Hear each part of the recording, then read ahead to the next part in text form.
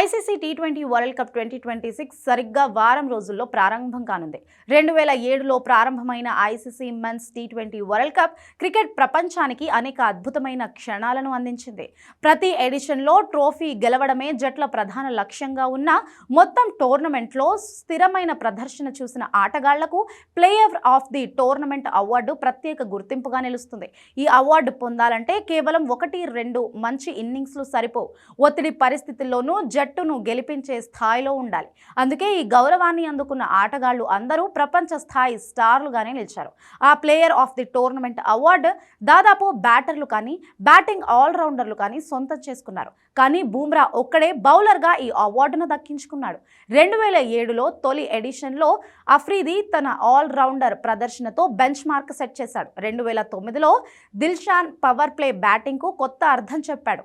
Pietersen, Watson వివిధ పరిస్థితుల్లో మెరిసి తమ సత్తా చాటారు. భారత్ తరఫున విరాట్ కోహ్లీ 2014, 2016లో వరుసగా ఈ అవార్డు గెలవడం అతని నిలకడైన ఆట తీరుకు నిదర్శనం. ముఖ్యంగా కీలక మ్యాచ్ల్లో అతని బ్యాటింగ్ భారత్కు అద్భుత విజయాలను అందించింది. ఇటీవల ఎడిషన్లో బౌలర్ల ప్రభావం కూడా పెరిగింది. 2021లో వార్నర్ ఆస్ట్రేలియాకు తొలి టైటిల్ అందించగా 2022లో శామ్ కరన్ డెత్ ఓవర్లలో అద్భుతంగా బౌలింగ్ చేశారు. 2024లో జస్ప్రీత్ బూమ్రా తన ఖచ్చితమైన లైన్ లెంగ్త్తో ప్రత్యర్థులను వణికించాడు. కాగా ఈసారి భారత్, శ్రీలంక సంయుక్తంగా నిర్వహించబోయే 10వ టీ20 వరల్డ్ కప్కు ముందు ఇప్పటి వరకు ఈ అవార్డు గెలిచిన ఆటగాళ్ల జాబితా మరోసారి ఆసక్తికరంగా మారింది. ఈ టోర్నమెంట్లో 20 జట్లు 55 మ్యాచ్లు ఆడనున్నాయి.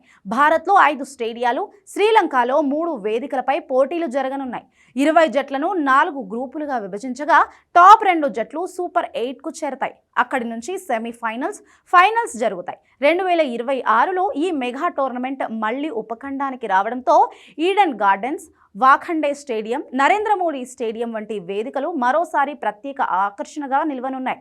మరి 2026లో ఈ జాబితాలో ఏ ప్లేయర్స్ చేరతారో చూడాలి.